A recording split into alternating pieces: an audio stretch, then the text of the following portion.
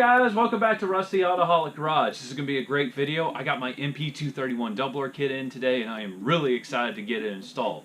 But this is going to be a little bit of a different video because normally with a Doubler kit, you only have to take apart one transfer case. I'm going to be taking apart both of my transfer cases, and the reason for that is spline count. Now the AW4 automatic I have is a 21 spline output. So the transfer case that I have right here, which has a wider chain and a slip yoke eliminator and was rebuilt about 30,000 miles ago, is a 21 spline input. However, the Doubler kit will only output to a 23 spline transfer case, which is fine because the transfer case we pulled out in Project Felicity is a 23 spline. So we're going to be installing the Doubler on the 21 spline so we can hook it to the AW4 automatic, but we're going to be moving the upgraded chain and the slip yoke eliminator, which was rebuilt about 30,000 miles ago, over to my 23 spline transfer case because this transfer case has well over 200,000 miles. So we're going to be saving some money. I'm not buying brand new parts. This is kind of a budget way of doing it, but it will get the job done and it will work for what I'm trying to do. So let's get everything moved to the workbench, let's get the camera set up, and let's get started.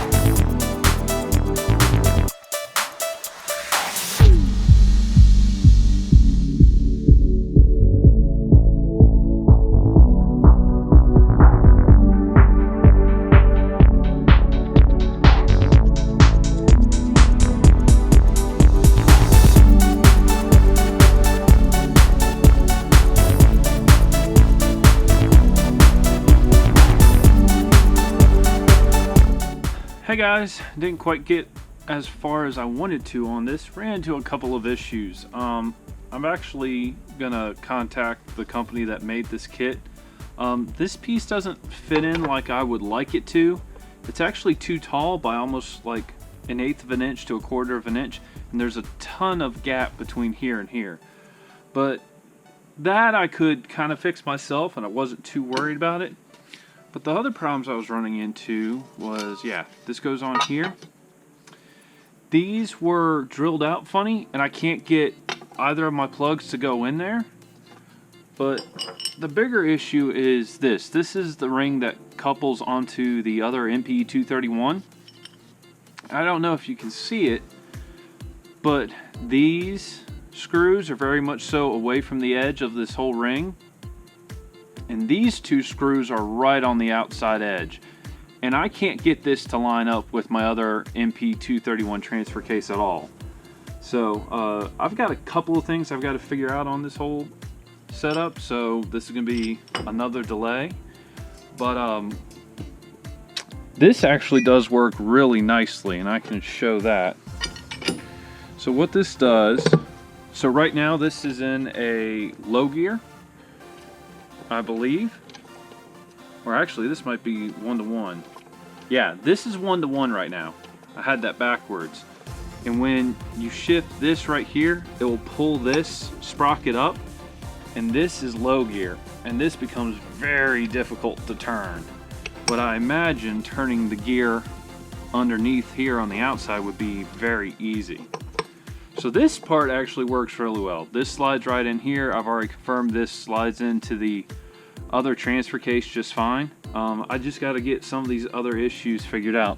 The other issue I need to also figure out, let me pull this back out real quick, is... Sorry, I made a mess of all this stuff. Okay, yeah. So this is the high gear, low gear fork. And do that. No, I gotta remember how I got this in here. Yeah.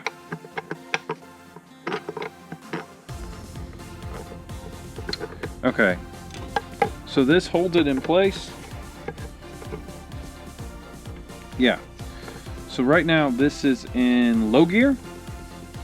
And you take your shaft, it slides in there, and everything stays aligned.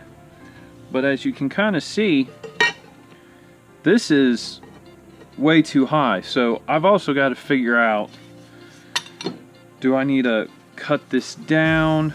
Do I need to just maybe use the bottom part of this shaft? So I mean, I've got a couple of questions I've got to figure out on this whole setup. But otherwise, I mean, this will work. It'll do what I want. But it didn't quite all go together today like I had planned.